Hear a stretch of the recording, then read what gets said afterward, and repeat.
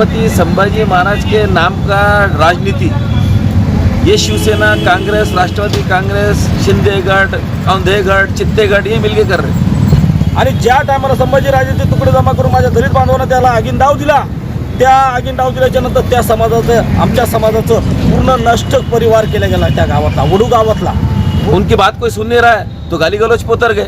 तो इससे उनकी सभ्यता दिखाई देती, उनकी पैदाइश दिखाई देती, उनकी हैसियत दिखाई देती, उनकी औकात दिखाई देती कि वो किस दर्जे के लोग। त्या टायमाला भीमा कोरेगाव घडल्याच्या नंतर माझ्या संभाजीराजांचे तुकडे केले, एका दलित बांधवांनी ते तुकडे जमा करून त्या संभाजीराजांच्या अंत्यविधी कंप्लीट केली। खुद में दम नहीं है तो हमको बी टीम बोल देंगे, खुद में हिम्मत नहीं जीतने की तो सी टीम बोल देंगे।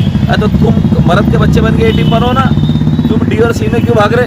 नागालैंड में किसी और के साथ, सुबह कोट के किसी और के साथ, सुबह 5 बजे कोश्यारी के साथ अलग शपथ, तो ये धंधे बंद होना चाहिए। पुन्हा असं काही नाव एवढं व्यवस्थित नाही आहे तर तुम्ही छत्रपती संभाजी नगर हे नाव तुम्ही पुण्याला द्या, आम्ही त्याच्यासाठी औरंगाबाद कर तुमचं सगळ्याचं स्वागत करू। आम्ही महाराष्ट्र शासन ने जो एक प्रस्ताव पास किया था संभाजी नगर के ताल्लुक से, जो सेंट्रल गवर्नमेंट को भेजा गया, ये पूरा का पूरा असंवैधानिक।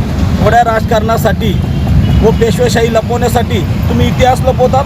इतिहास कधी कोणाच्या बापाकडून आजपर्यंत मिटला नाही। 50 वर्ष औरंगजेबाने राज्य केलं, 49 वर्ष राज्य करून ते कधी हरले नाही आणि हरणार पण नाही, म्हणून औरंगाबाद नाव पडलं।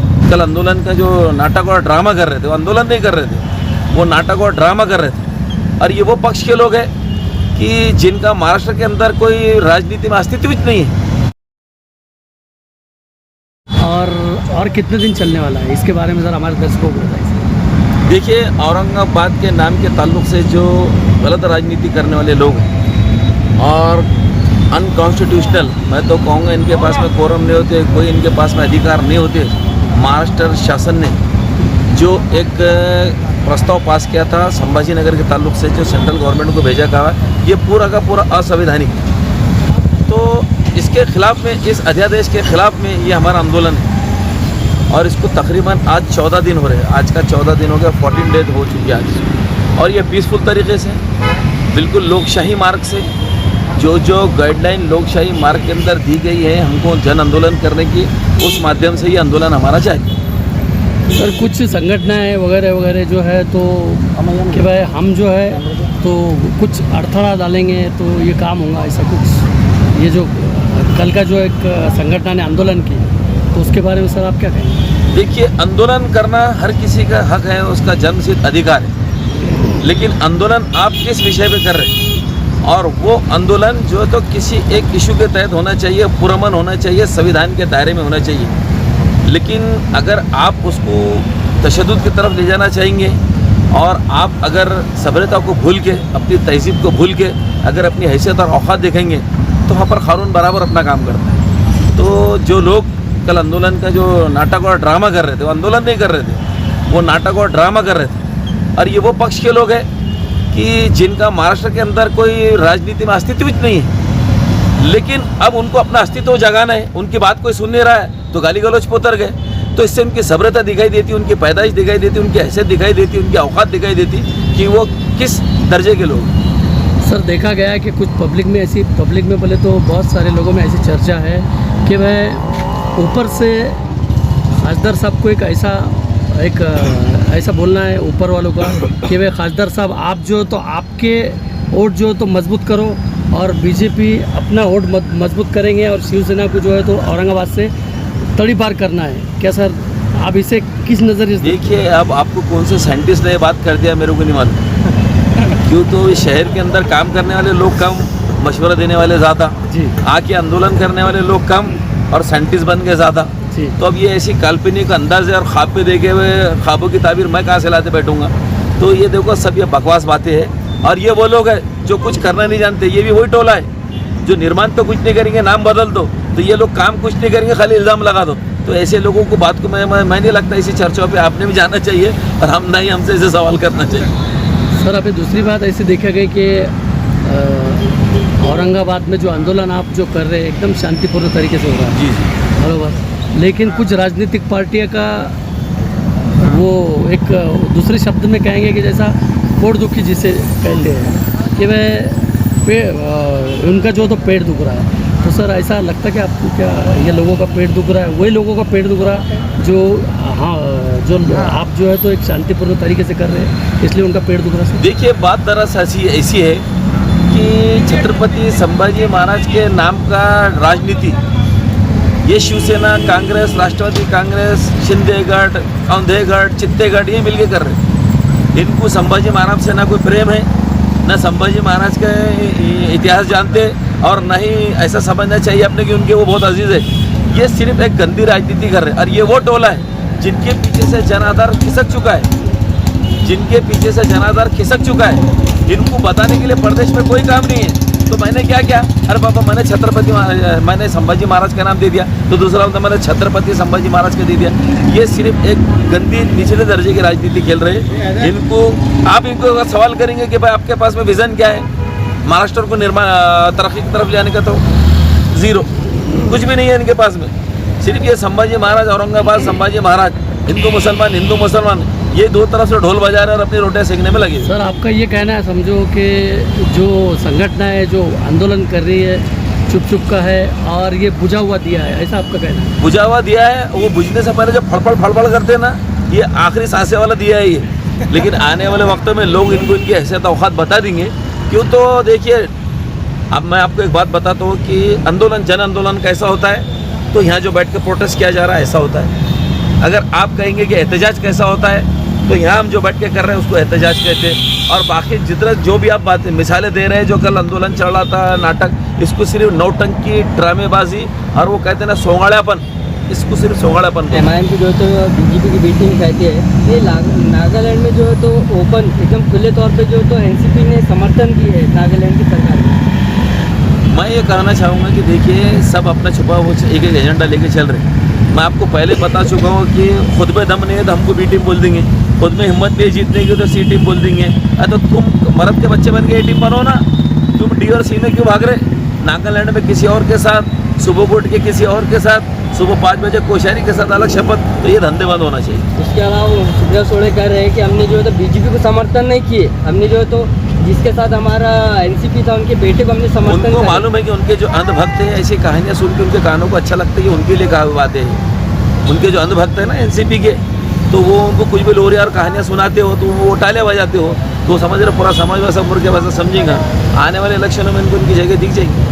अभी तेलंगाना की एक पार्टी TRS से BRS बनी है, क्या ऐसा तो नहीं कि औरंगाबाद में तो वोट बैंक के वास्ते आई हुई है या फोड़ने के लिए आई है? देखो, सबको जो भी राजनेता पार्टी होती है वो वोट बैंक की सियासत करती है। और अभी संभाजी महाराज तुमको सिर्फ दिखेंगे औरंगाबाद की सिटी में, ग्रामीण मालूम है गए क्या? ग्रामीण में कुछ भी नहीं मालूम सिटी में क्या चल रहा, न गंगापुर में, वाजापुर में, कन्नड़ में, सिल्लोड़ में, पैठन में, घुमरेसा, फुलमरी में कहीं भी नहीं मालूम क्या चल रहा है यहाँ, कि कौन से अध्यादेश निकला हुआ, कहाँ ऑब्जेक्शन दाखिल करना है, क्या कुछ भी नहीं मालूम है। सिर्फ ये डफली है, 4 लोग मिलकर बजा ले रहे हैं। आप पार्टी जो है तो अपने आप को सेक्युलर कहती है, लेकिन उनके बहनों तले भी कहीं ना कहीं जो है तो कोर्ट का फैसला आने से पहले देखिए, जो पार्टी अपने आप को सेक्युलर बताती तो सिर्फ वो बोलते ना हाथी के दांत दिखाने के और खाने के, और ज़मीन पे सेक्युलर दिखना, तो हम उसको सेक्युलर मानते, ज़बान से सेक्युलर बोलते, और जब पैंट उतार के देखो तो अंदर खाकी दिखती, तो ऐसे कौन सेक्युलर? सर एक आखिरी सवाल है, अभी 4 दिन पहले ऊपर जो है तो पेंशन को लेके कुछ तहसीलदार और नायब तहसीलदार, जिसमें कुछ उप जिलाधिकारी भी थे बैठे हुए, उनका जो बैनर लगा हुआ था वो पूरा औरंगाबाद। तो सर इसे आप कैसी नज़र इस? नहीं, देखिए, मैं आपको बार बार कह रहा हूँ कि औरंगाबाद के नाम का जो तब्दील करने का सोचा है, ये चंद मुट्ठी भर लोग हैं। और ये वो लोग हैं कि जिन्होंने पैदा होने के बाद ना सियासत समझे, ना राजकारण करे, ना समाजसारण समझे।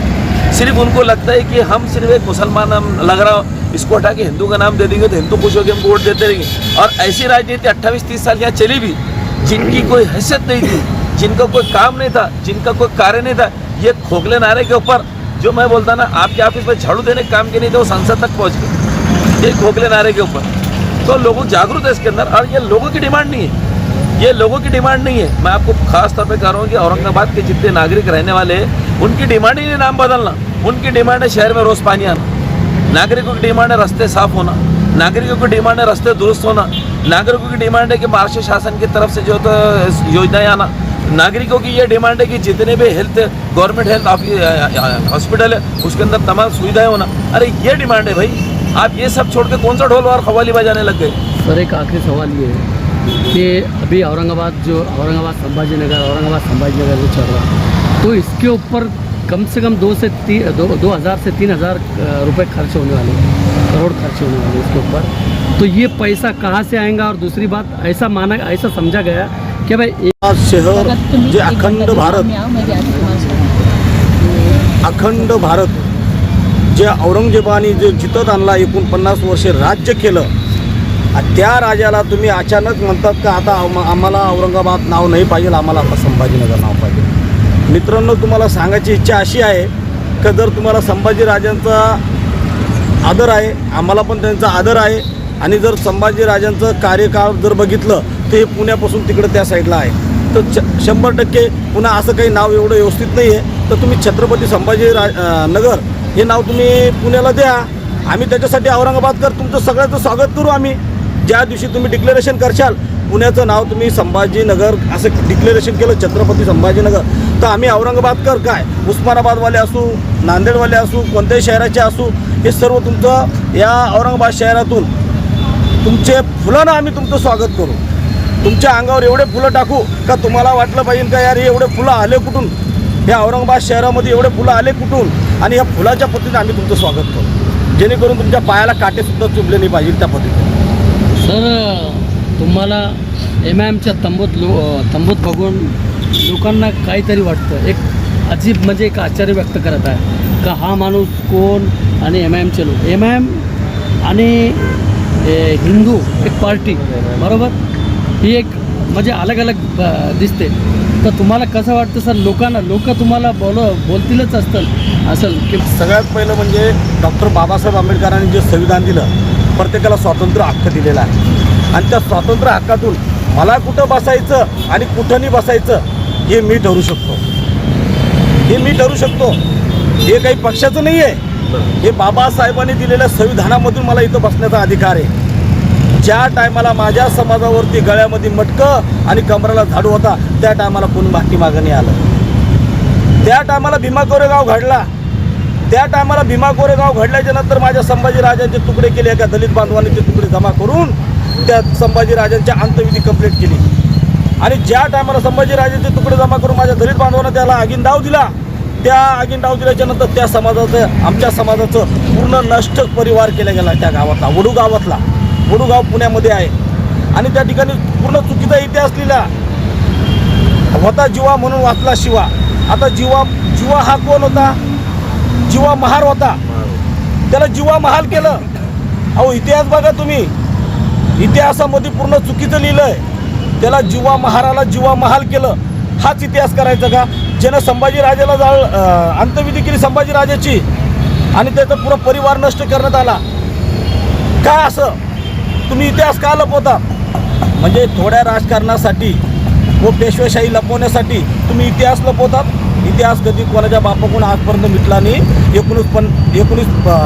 49 वर्ष औरंगजेबाने राज्य केलं, 49 वर्ष राज्य करून ते कधी हरले नाही आणि हरणार पण नाही, म्हणून औरंगाबाद नाव पडलं, आणि आजही औरंगाबाद आहे, उद्याही औरंगाबाद राहील, आणि मरेपर्यंत औरंगाबाद राहील। धन्यवाद सर।